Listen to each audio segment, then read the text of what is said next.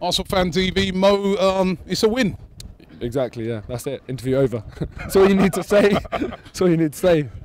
I mean, it wasn't the most impressive of performances, and the passing and that wasn't very sharp, but is it just all about winning at this stage? Yeah, I mean, you know, you're saying at this stage and it's the first game of the season, and that just tells you, like... Well, I'm remembering the first game of last season, and that's where we met you, and you were very unhappy, so... But it's a good point, like you're saying at this stage, but this stage is the same as the 38th game of the season. It's just 3 points, you have to go out there and win it. You know, you are going to lose some across the season. You have to make sure the games when you're playing managerless Palace at home, you win that game.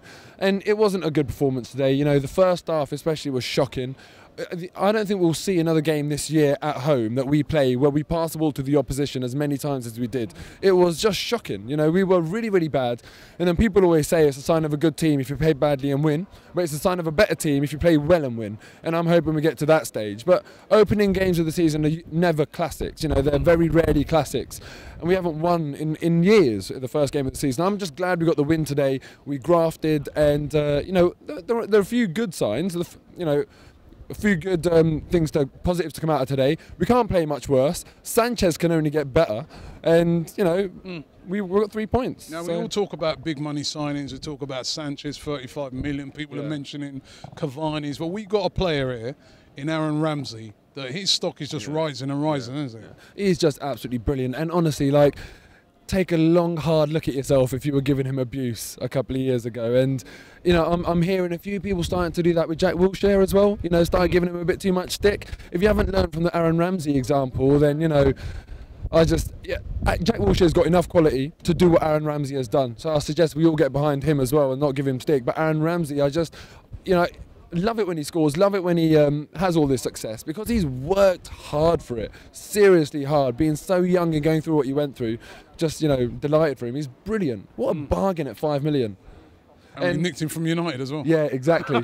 And, you know, I was standing here this time last year slating Gazidis. It's only fair if I give him his props. This last 12 months, for me, I think has been his best 12 months in his entirety at this club. Commercially, he's done really well. He's signed a lot of commercial deals. Aside from just Puma, he's done a lot with other partners, and he's, you know, overseen a decent transfer window as well. But, you know, the people that think that what I said last year doesn't apply, you know, people that can't apply context to a situation is just a surefire sign of stupidity. It's like if I comment on the weather today and you bring it up this time next year and say, what are you talking about? You said the weather was bad and it's sunny next year. Context is everything, you idiots. But Gazidis, fair play to him. He's done really well. And he's got 2 more weeks to pull something else out of the bag. What does he need to pull out the last 2 weeks? I mean, a lot of guys are saying defensive midfielder, strikers, defenders. What do you reckon? I think it's got to be a specialist, world-class central defensive midfielder. For me, when Walcott's back, then Alexis will be... my hunch is that he'll possibly be playing centrally. And I reckon Alexis can be an easy conversion into that brilliant striker that we need. So I'm not really pushing for a striker as much as I am for a specialist, world-class central defensive midfielder. You know, Flamini's a specialist CDM, but he's not world-class.